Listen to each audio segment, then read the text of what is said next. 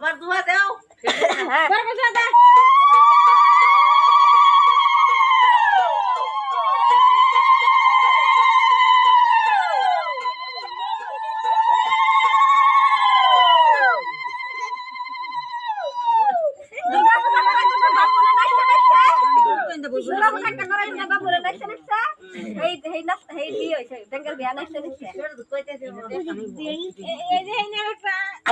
হাল্লা করবি না তাহলে আমার কথা কিচ্ছু মনে থাকে না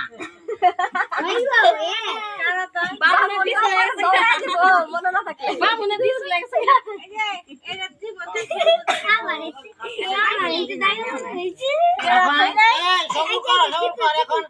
খেলাখেলি হবে